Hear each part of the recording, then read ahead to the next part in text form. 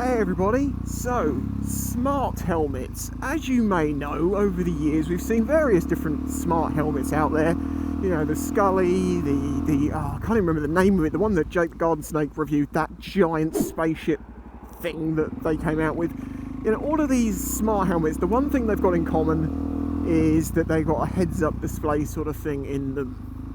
Obviously the SHOEI, I think, had a rear-facing camera, which is quite a good idea, but generally the idea was it having a heads-up display. And as you may know, SHOEI went under and a lot of people lost money, to my understanding. You know, no big brand has ever gone after one of these smart helmet ideas, but apparently SHOEI have. They've come up with a heads-up display for one of their helmets, and I was thinking, why? What do you want one for? Now, I do like... That is a bush in the back of a... I do like comms and stuff on helmets, you know, and having music and things like that. I've had a Cena, or I had a Cardo G4 before that, and some cheaper ones. Those I absolutely love, and in fact, I haven't got one on this new helmet I've got now. Still haven't got one on it. I need to look into it more. And I miss having the ability to have music and also the ability to have comms, but if I need that, I use my other helmet. And the reason I particularly like the stick-on, you know, versions of these things is the fact that your helmet and the technology are never connected.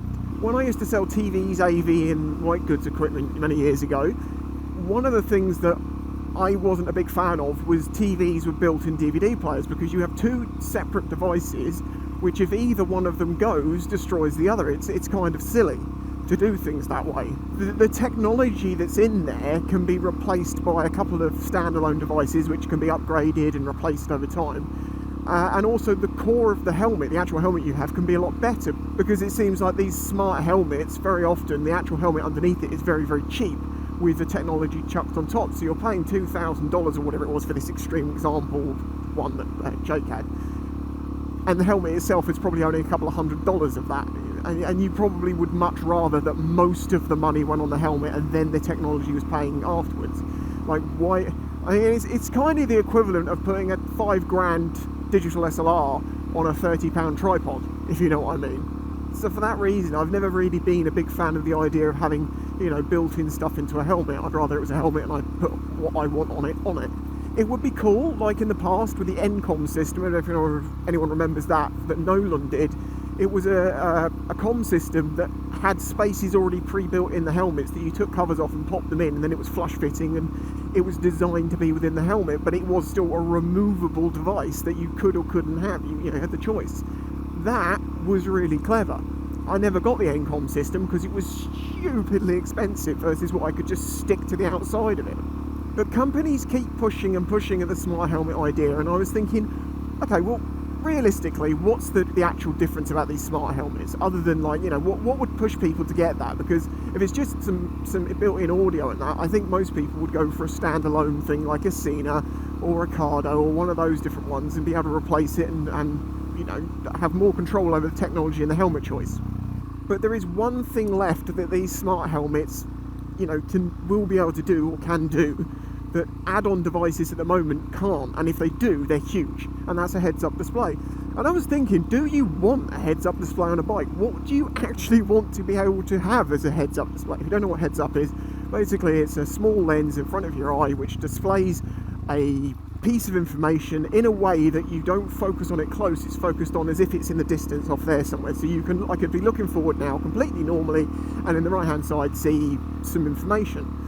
And I was thinking, what information would I possibly want put through to me on a heads-up display? Now at first I was thinking, well, sat-nav, I guess that's a good one, because you don't have to look down at your sat-nav on your bars. And, you know, as I've mentioned in the past, I hate sat-navs on your bars. I hate phones on bars. I hate anything that makes you look down. So for that reason, yeah, being able to have like a distance and a directional arrow in the top corner to tell you where to go when you've got sat-nav going would be great.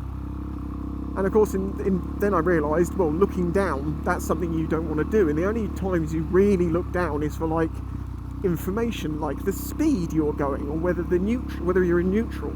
So it would be cool if your bike could connect with the helmet and it knows how fast you're going, what gear you're in, you know, basically give the dash display as a heads-up display. that, should have a look over there, it's a nice sunny quiet day, that to me makes sense. I can see, I stopped for you,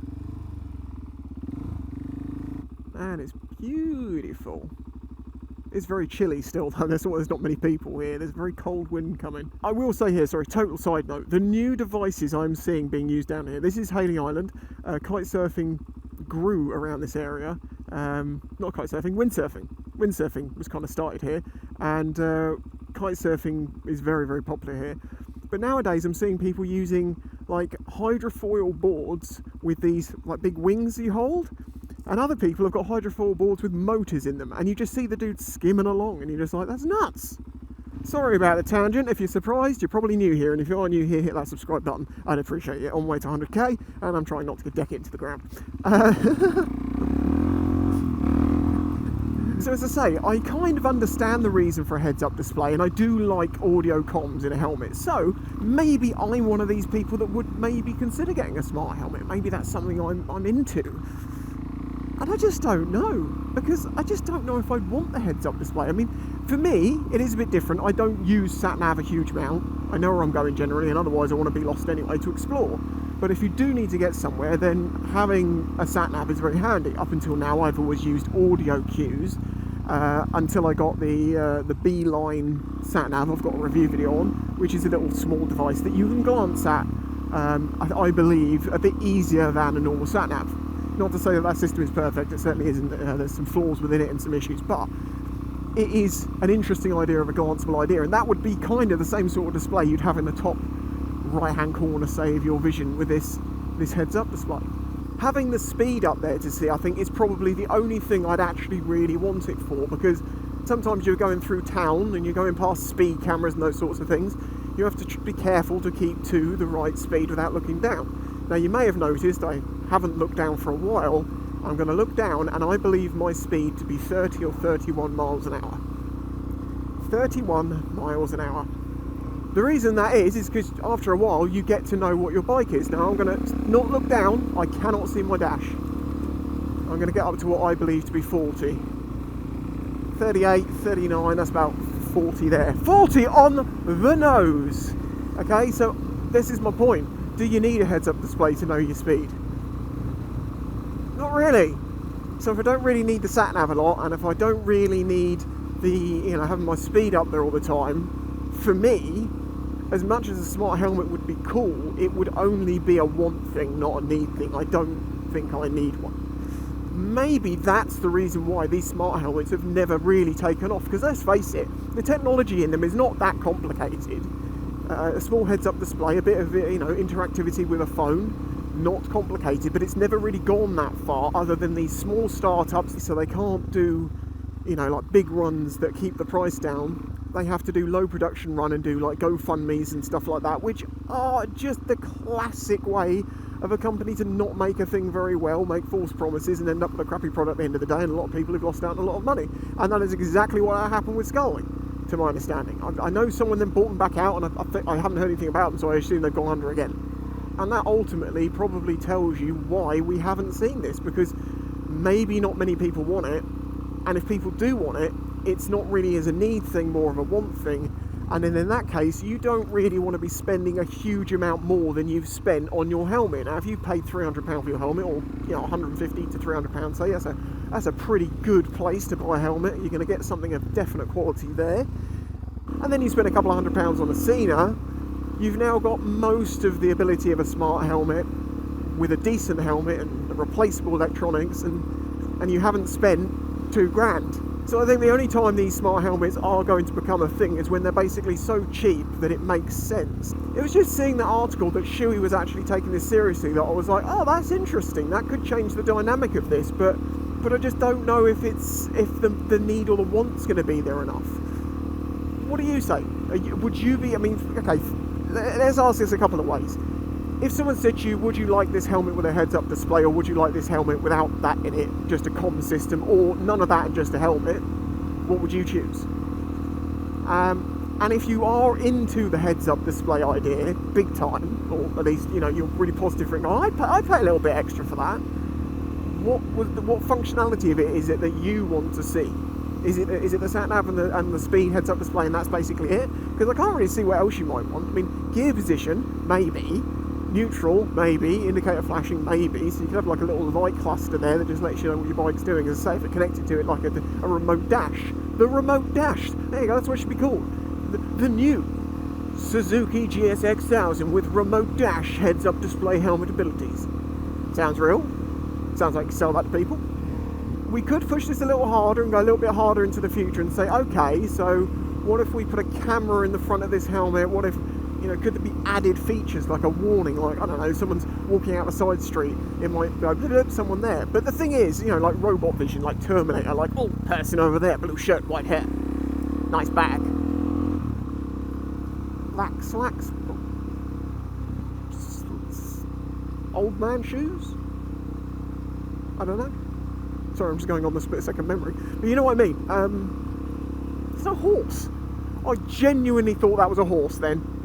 The thing is, though, to all of that is, well, the rider should be doing all that. And the human brain, the processing ability of the human brain and the ocular system, if you want to know more about that, check out the UFI system. That is UYFE, UFI, search it, you'll be impressed. That system is going to take a long time before a chip can do what it can do in, you know, pattern recognition, knowing what things are, anticipation of what can happen, danger alerting. You know, we're getting way off into the future pie in the sky there, but I do think I think there is a set of things which I could state that I think will inevitably be a reality, and it's nuts to think that is the case, but let's not get into that here. Just let me know simply about the heads-up display thing. Is it something you'd want? And if it was, what information would be most valuable to you?